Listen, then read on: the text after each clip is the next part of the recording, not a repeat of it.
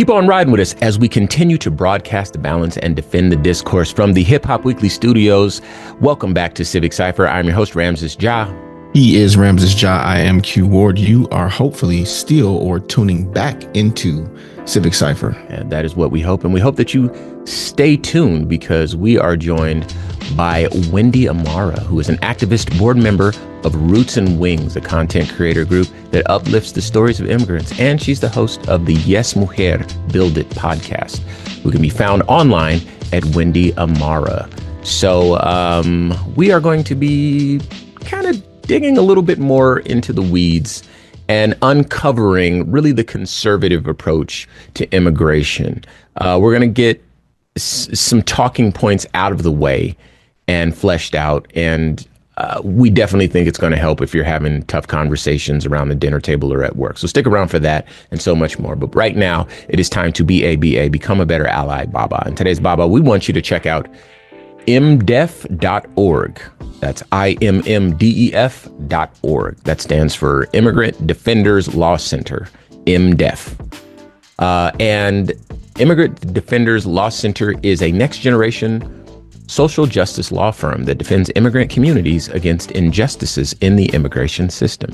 IMDEF was created in 2015 from the vision of a small group of immigration lawyers and advocates who believe there was a better way to protect the due process rights of immigrants facing deportation. At its founding, IMDEF was solely focused on ensuring that every immigrant before the immigration court had a lawyer by their side. However, in the years that followed, they recognized the need to not only help individuals facing deportation, but also work towards systemic change that reimagines a more just immigration system. You are needed in this fight. Become an immigrant defender. Every day, asylum seekers and refugees face new challenges to seeking safety. Follow their work to learn more on how to help immigrants feel welcomed with dignity. And you can sign up for their newsletter, donate, or simply learn more at imdef.org. And we definitely wanted to shout these folks out because there are a lot of people around the country who are not in California. Maybe they're not connected to California, but they have an immigrant story, or they just have a beating heart and they see the humanity in this moment. And we wanted to make sure that we went through and vetted an organization that you could donate to, even if you couldn't be on the ground protesting or helping out in a physical way. You could send money. And these folks have a full 501c3. Again, check out more and vet them yourselves. It's IMMDEF.org. That is Immigrant Defenders Law Center. Okay, so the conservative approach to immigration. Now, we talked a little bit about this in the first half of the show. And nothing is ever really cut and dry. But I think that oversimplifying immigration has really allowed for them to interject falsehoods into what is a normal immigrant story in this country. Donald Trump famously says they're sending their worst, they're rapists, they're murderers, that sort of stuff, right? And by simplifying an immigrant and distilling a human being down to simply a misdemeanor they may have committed, a paperwork violation, by naming it something more alarming than what it actually is, which is, again, in many instances, a clerical violation. In other instances, it's simply a misdemeanor. By calling those people criminals and then using that criminalization of them to justify denying them due process and to, kidnap them and sensationalize all of this stuff so that you can peddle it to your base to say, hey, look, I'm an effective leader. I'm getting all of these criminals and rapists out of the country. And it's not going to make any material changes to people's lives. I think you mentioned in the first part of the show, Wendy, that, people depend on immigrants. We all depend on immigrants. Immigrants pay taxes, so there's a tax implication there. Immigrants are a huge part of the workforce in many cities around the country, not just LA. And these people are our people. They're a fabric of our community, and they didn't just come here last week. These are people that have been here decades, have children here, so forth, right? Conservatives often overlook that part, but we need to speak to their talking points. So I will start with one that comes up quite a bit, and Q's going to help out, of course, because Q and I went through this already. But what would you say to a person that says, well, you know what? They should have come here legally. Yeah, we get that question quite a bit in our comment section. I bet you do. with our posts with Roots and Wings. Yeah. Okay, well, let's break it down. What does it really take to become legal and get legal paperwork, right? Mm-hmm. The last time the process was actually a process was during the Reagan administration.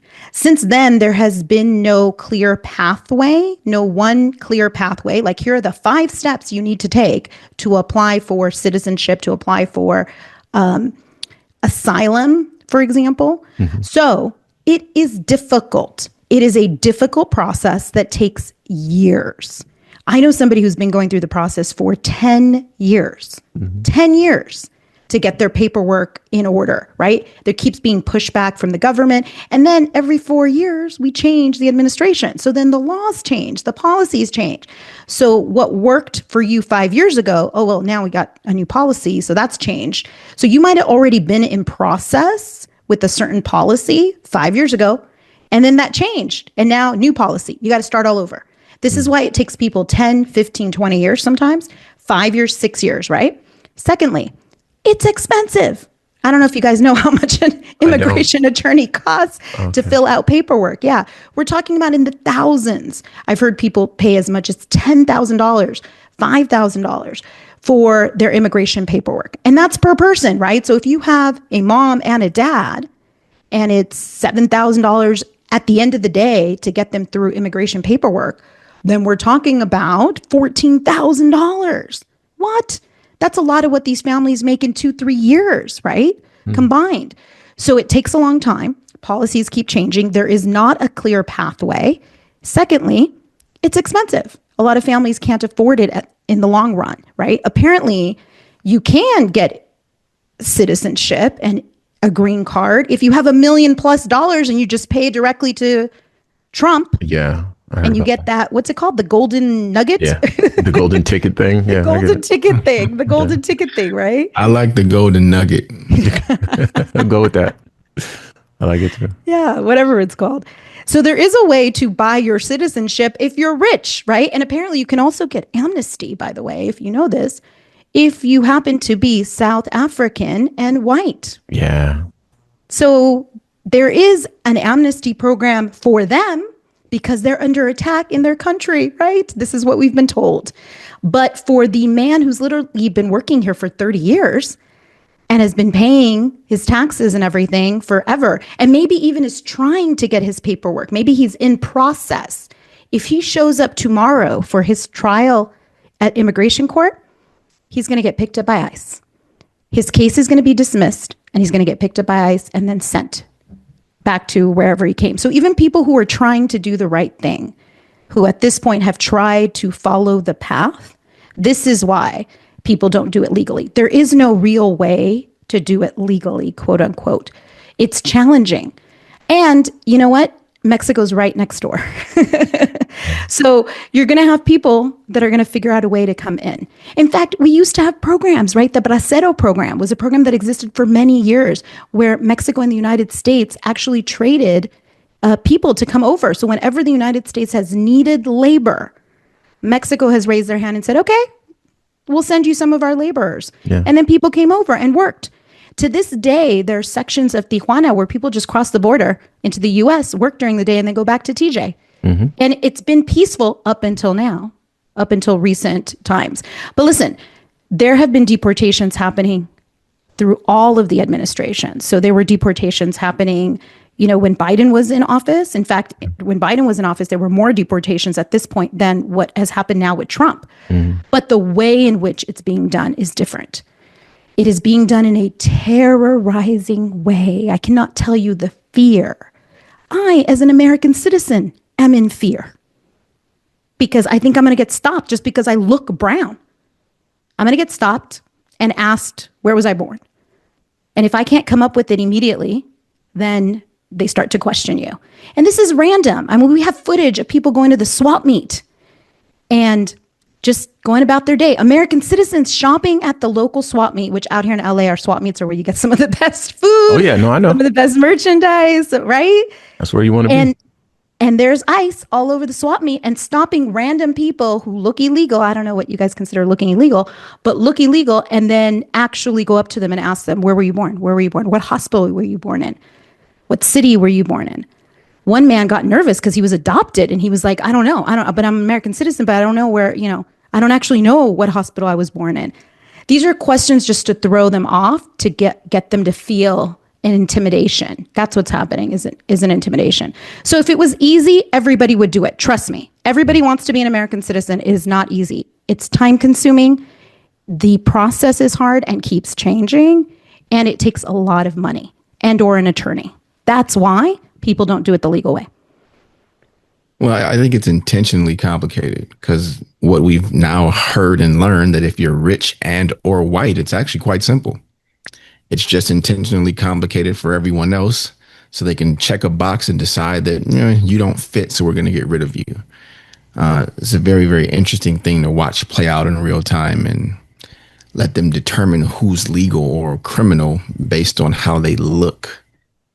The first time I heard that, I exclaimed, and people told me I was being fear-mongered too, and friends of mine gaslit me because every fear I had for my family became real on election day because we knew this was happening. This was not some shock or some surprise that they did, as some covert mission.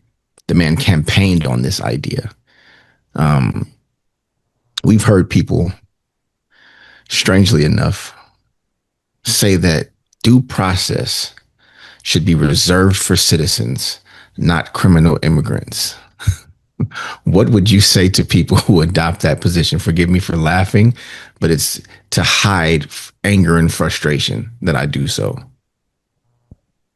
Yes, no, thank you for that. Every human being deserves due process.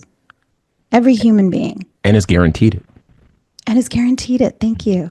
Yes.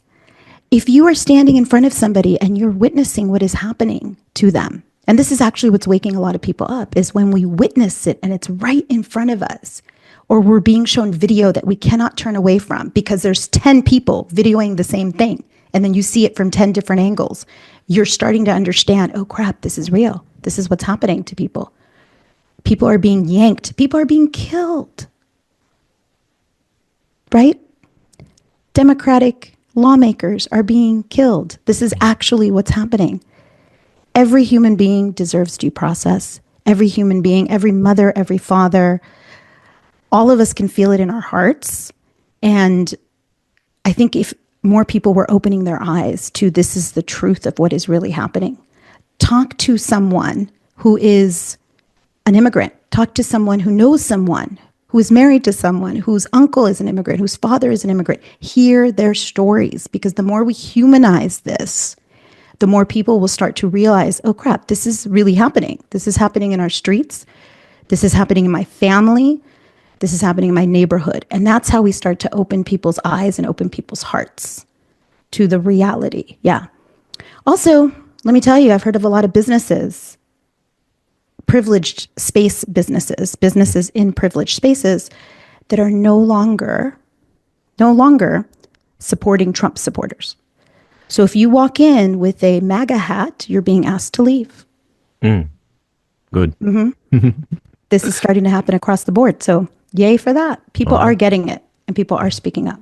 Yeah, I kind of did a deep dive into Nazi Germany and the denazification of Germany in particular. And I really do feel like at some point in the future, because now that I see how big it is and how insidious it is and how kind of evil it is and divisive, at some point this country is going to have a deep purge of Trumpism and MAGA, and so and a lot of people are going to have to eat their words, and they got to come back down Black people's streets and brown people's streets. A lot of people that turn their noses up. So. In any event, another thing that exists on the far right, and it's like well documented that it tends to exist on the far right more than it does on the left. On the right than it does on the left, especially so on the far right, is sort of like conspiracy theory type of things, right? And these are things that, you know, people have to confront in their workspaces, at home, around the dinner table with their racist uncle or with their Trump supporting grandmas or whatever it is that they have to deal with. These people with conspiracies in their heads. So what would you say to people who say, you know, immigration is a leftist conspiracy to get more votes, get more bodies in the country so these illegal immigrants can come into the United States and vote? What do you say to people that that's their truth? Yeah, I say, let's talk about history. California, the United States, has always been full of immigrants. Mm-hmm. We are a country that is built on immigration, always, and always has been. So there is no like new policy of we're going to bring in more immigrants so that we have more Democrats and then we get more votes, right? We can also look at the fact that just because you get more immigrants doesn't mean you're going to necessarily get the vote, because look at what happened with the Latino population. First of all, the Latino population is very, very diverse. I don't know if y'all know that. We're very diverse. There's Cubans is different. Right. Also, South Americans are different. If you talk to a Venezuelan or a Colombian, they think slightly different. I'm from Guatemala. Most people are like, oh, what part of Mexico is that in? I'm like, it's another country. It's not in Mexico. Mm-hmm. It's Central America. So a lot of people don't even know, you know, what part of the world that's in. Yeah. So we're very diverse. There's lots of different opinions. There's lots of different policies. Some of us come from countries that have been taken over by dictators. Some of us come from countries that experienced civil war. Like in Guatemala, there was a civil war, very much funded by the United States, by the way, but that's another topic. So we have differing beliefs. We're not all a monolith. There's different cultural backgrounds, even different ways in which we speak Spanish. Some of us hate the term Hispanic. Some of us love it. Some of us use the term Latinx. Some of us hate it. Latine. I mean, there's so many different ways, right? Raza. We don't even know what to call ourselves as a unifying force. So because of this, the differentiation in terms of how we see things, just because we're going to be a country of immigrants doesn't mean we're all going to vote in one particular way. So this idea that, oh, well, let's stop letting immigrants in because if they all come in, then we're just going to become this democratic blue country, I think is a bunch of BS. People are coming from lots of different countries. We haven't even talked about Asian population, which, by the way, is also being targeted by ICE. Mm-hmm. Vietnamese people, Cambodian people, parts of Los Angeles that have large immigration from East Asia are being targeted. So ICE is showing up at nail salons. ICE is showing up at hair salons, like places like that.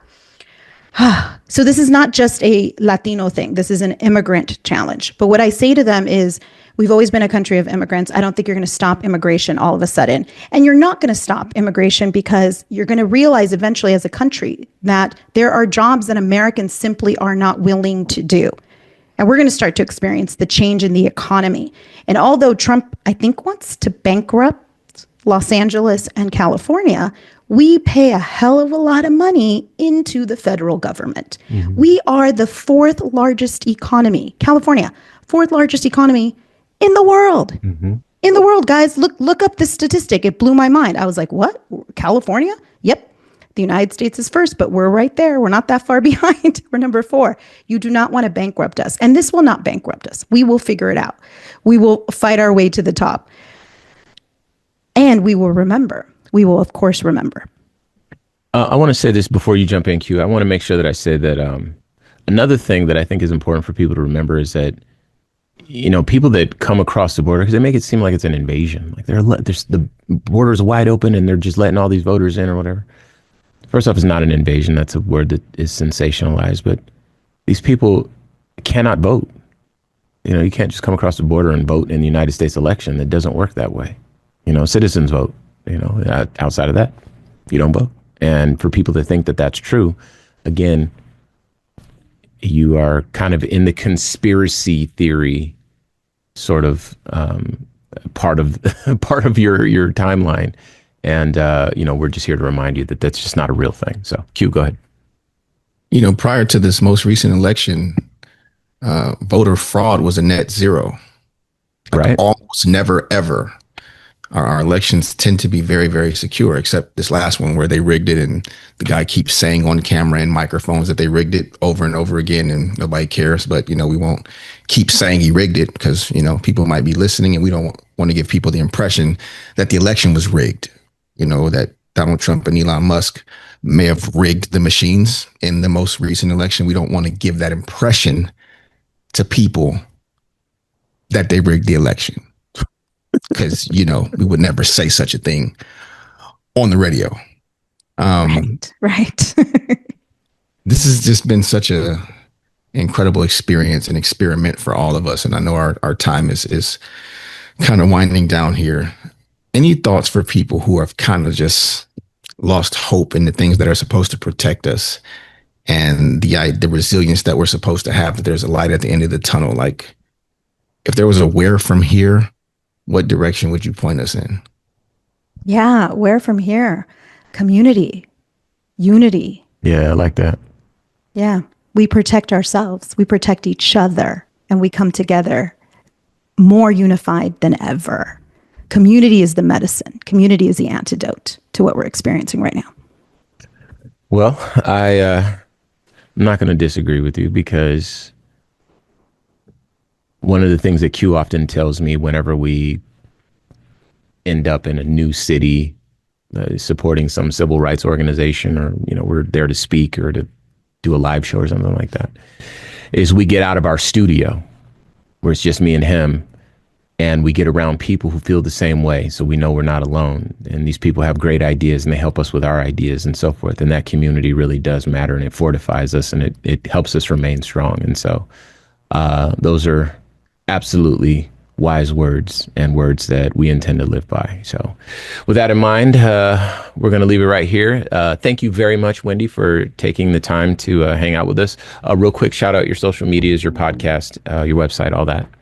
Yes, thank you so much. You can find me on Instagram at Wendy Amara. My website is wendyamara.com, and you can find the podcast everywhere that you listen to podcasts. It's called Yes, Mujer Build It.